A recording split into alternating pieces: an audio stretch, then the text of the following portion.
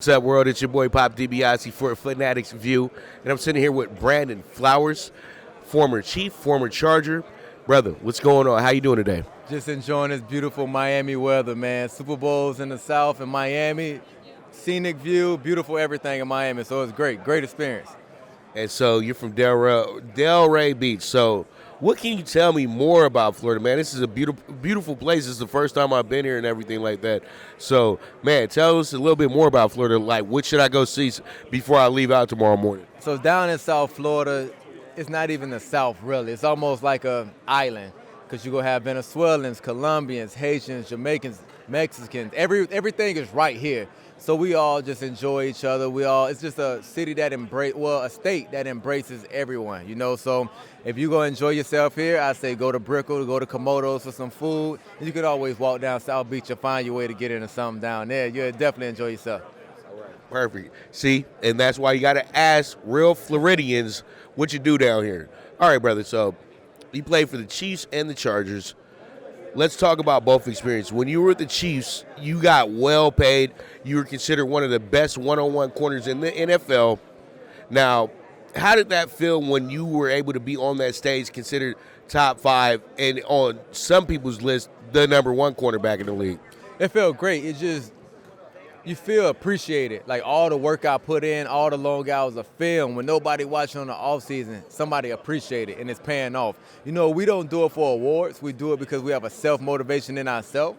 But when it's appreciated by others, it's no better feeling. That's why you see a lot of, no matter what profession, get choked up in award ceremonies and speeches and everything like that. Because when you feel appreciated, there's no other feeling.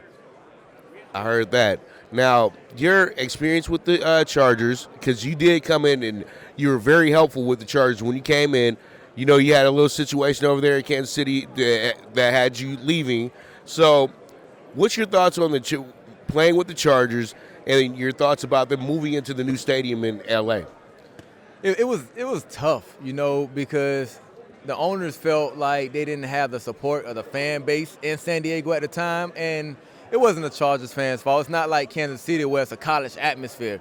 People in San Diego feel like we got a lot more to do than come to a football game. We want to go to the beaches. We want to go shop. So they just felt like we had more to do than come to a football game. So when they went to L.A., they lost the San Diego fan base. And then in L.A., the Rams got L.A. on lock right now. And then Oakland Raiders got a lot of fans in L.A. So the Chargers right now just trying to find a niche on trying to just create a fan base. So with Phillip Rivers going, they're going to have to try to bring some star power in that quarterback to try to fill them seats up.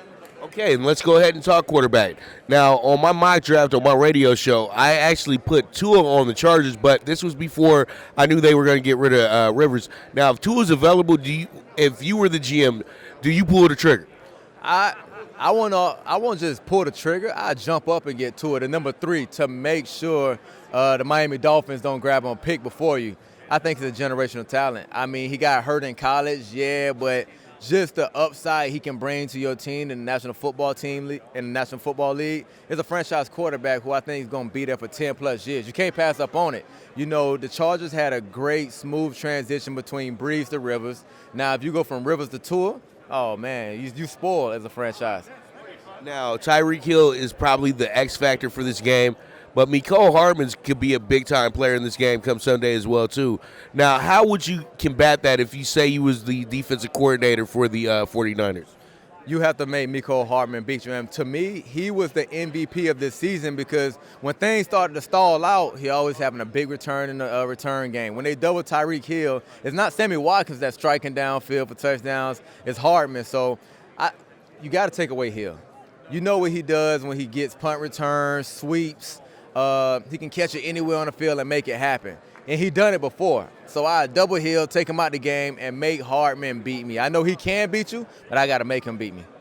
Got you. Now, front seven versus Mahomes. Who do you think really wins that matchup? That's tough. This is going to be the best front Mahomes ever faced. So if he beats the 49ers, you put an asterisk by his legacy because having Bosa, Buckner, you got a hungry D Ford that's ready to play because Kansas City just shipped him out when he jumped off sides last year and that cost him a Super Bowl. He got a chance to let them know how he feel about them shipping him out of town. But just for the edge, you got to go with Mahomes, man. He's a special talent. He got Andy Reid to go with him. So I just think he's going to keep his special moments going and bring one back to Kansas City. Okay, 49ers. Now, if you're the Chiefs defense, how do you combat that running game and then the play action pass as well, too, from Jimmy G? Because it seems like he's the ultimate game manager, and they're able to be really deceptive with their plays, and it really works out for the best for him. This is the tricky thing that Kansas City has to deal with. Shanahan want to throw the ball. Like, that's what he loved to do. So his dad got in his ear saying the run isn't broke, so don't fix it. And that's the reason that he's in the Super Bowl now, because nobody can stop the run game. But he's hoping the run game gets stopped a little bit so he can air it out with Jimmy G. And Jimmy G can play. It's a reason Belichick wanted him on the roster. So Jimmy G would have the opportunity, I feel, because the defense for Kansas City is not going to let San Fran come and run the ball. You seen what they did with Derrick Henry. They just going to take whatever you do best, wipe it out of there. So Jimmy G will have to come to play. So we'll see if he's worth that money. And game managing isn't that bad because he set up under Brady. So if Jimmy G start winning Super Bowls, because he has a great win-loss record, if he's winning Super Bowls, all he's going to say is, I don't care about stats, like Brady don't care about stats. In big games, Brady threw for 100 and something yards, and some big games he threw for 300 and something yards. He does what the defense give him, so I think that's what Jimmy G got to piggyback on. Right, and I love game managers as well too. That's a responsible quarterback that wants to do everything to not make mistakes, get us moving forward, scoring points somehow, some way, and just making sure that everything's in control. We got a lot of reckless quarterbacks in the NFL nowadays, but they're some of the best because I looked at it this year, the top 4 passing teams, only one of them made the playoffs. That was Kansas City. The top 4 rushing teams, all 4 of them did, and they were 4 of the best teams in the league. What do you think about that? Listen, if you have a great defense in a run game, that travels with you everywhere, especially in the playoffs, because you don't know what conditions you're going to be playing in. You don't know if it's going to be in Green Bay in the snow, in Baltimore in the snow, Kansas City with, horrible winds. So whenever you have that core of running the football, you can just hand it to your running back and let him do the work, that always is going to be beneficial. And you keep the other offense off the field. That's why it's going to be a tough game for San Fran, because if the running game do get going for the 49ers, Mahomes can't come on the field. And we've seen that Shanahan will run it all game, and Garoppolo could only have 10 passing attempts. All right. My final question, changing gears a little bit to the NBA, and we all know about the passing of Kobe Bryant. I was actually at a fight last night, and they rang 8 bells for him last night as well, too, at the Boo Boo Andretti fight. So what are your thoughts on that? It's tough, and the thing that gets me more than anything, because we can rank Kobe the best in history, wherever. He's going to be the top, wherever put him at 1 through 5, 1 through 10, but the effect he had on everybody of being a father and people that just ran across him and said the words of inspiration Kobe gave them is way bigger than basketball. So the person that Kobe was, to lose a great person in this world is way bigger than just thinking about the basketball accolades, and that's what I try to model myself off now on, touching people away from football, away from sports and what people know you of, just be a great person. So I think he'll change a lot of lives in that aspect. Beautiful, beautiful stuff. Brandon, thank you so much for sitting with us today. It's your boy, Pop DiBiase, signing out for Fanatics View.